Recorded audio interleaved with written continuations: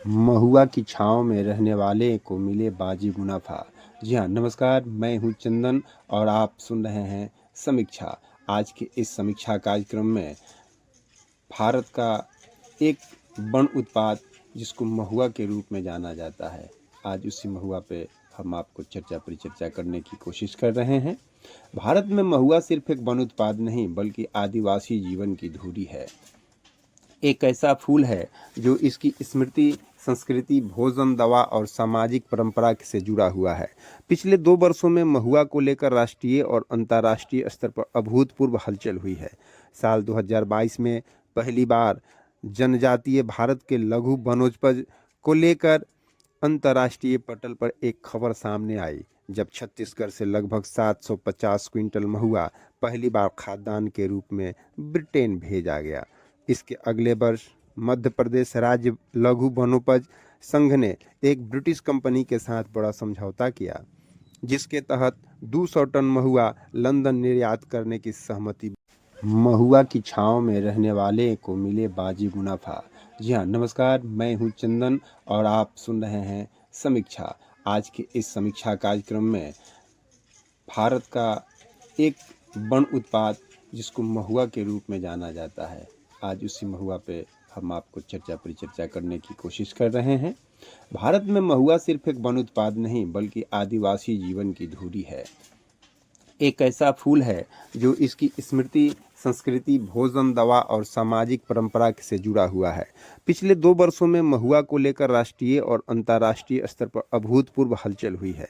साल 2022 में पहली बार जनजातीय भारत के लघु वनोपज को लेकर अंतर्राष्ट्रीय पटल पर एक खबर सामने आई, जब छत्तीसगढ़ से लगभग 750 क्विंटल महुआ पहली बार खाद्यान्न के रूप में ब्रिटेन भेजा गया। इसके अगले वर्ष मध्य प्रदेश राज्य लघु वनोपज संघ ने एक ब्रिटिश कंपनी के साथ बड़ा समझौता किया, जिसके तहत 200 टन महुआ लंदन निर्यात करने की सहमति बनी। क्षण था जब सदियों से स्थानीय उपयोग तक सीमित महुआ वैश्विक बाजार में एक संभावित सुपर इंग्रेडिएंट के रूप में उभरा। निर्यात का सीधा प्रभाव स्थानीय बाजार पर पड़ा। वर्षों से 30 से 35 रुपये प्रति किलोग्राम बिकने वाला महुआ अचानक 100 से 110 रुपये प्रति किलो तक पहुंच गया। आंकड़ों के हिसाब से यह बड़ा सुधार था, पर ज़मीनी सवाल यह है कि क्या इस वृद्धि ने आदिवासी परिवारों की आमदनी भी बढ़ाई?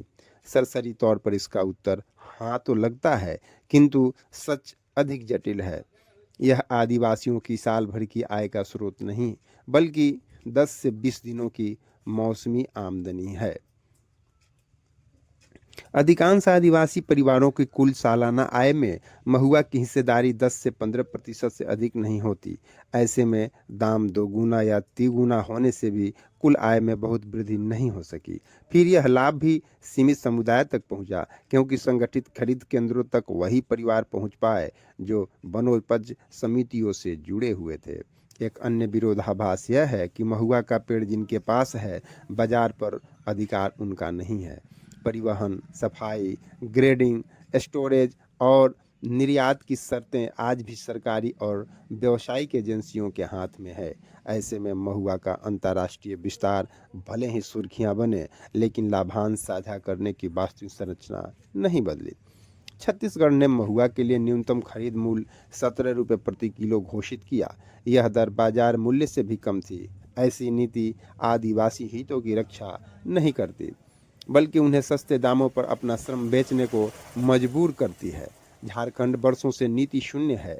इस प्रकार महुआ के 2 लाख मीट्रिक टन वार्षिक उपज वाले राज्य में न खरीद व्यवस्था, न भंडारण और न विपणन है। सरकार ने आदिवासी आय को बाजार के भरोसे छोड़ दिया है।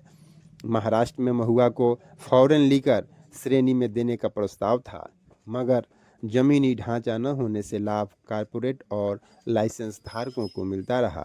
संग्रहकर्ताओं को इसका सर्वदा अभाव रहा। कुल मिलाकर सरकारों की नीतियां महुआ को विकास का था की तरह पेश करती है, पर असल समुदाय आदिवासी संग्रहकर्ता अब भी उसी गरीबी, बाजार शोषण व प्रशासनिक उदासीनता में फंसे हुए हैं। समस्या का मूल यह है कि महुआ के वैश्विक मूल्य और स्थानीय उपयोग के बीच कोई संतुलनकारी तंत्र नहीं बनाया गया। यदि महुआ के संग्रह, मूल्य निर्धारण, प्रसंस्करण व व्यापार में आदिवासियों की वास्तविक हिस्सेदारी नहीं बढ़ती, तो महुआ का निर्यात चाहे जितना बढ़े, आदिवासी समाज आर्थिक रूप से हाशिए पर ही रहेगा। विडंबना है कि जिस पारंपरिक पेय को आदिवासी समुदाय सांस्कृतिक गर्मिया के साथ तैयार करता था, उसे आज बाजार के दबावों के चलते असुरक्षित, गैर पारंपरिक और जहरीले विकल्पों की ओर धकेला जा रहा है। महुआ केवल एक वन उत्पाद नहीं, बल्कि एक ऐसी सांस्कृतिक, आर्थिक और सामाजिक विरासत है जिसे अंतर्राष्ट्रीय बाजार की चमक में खोने नहीं दिया जा सकता। महुआ का लाभ तभी संपूर्ण माना जाएगा जब उसके पेड़ की छाया में रहने वाले लोग, आदिवासी परिवार, उसका सबसे बड़ा हिस्सा पा सकें। अंतर्राष्ट्रीय व्यापार से बनी यह रोशनी तभी सार्थक है जब गांव की चौपाल और जंगल के रास्तों तक उसकी गर्माहट पहुंचे। यदि महुआ की बिक्री और व्यापार में आदिवासियों की हिस्सेदारी नहीं बढ़ी, तो इसका निर्यात जितना बढ़े, आदिवासी समाज आर्थिक रूप से घाटे में ही रहेगा। बहुत बहुत धन्यवाद।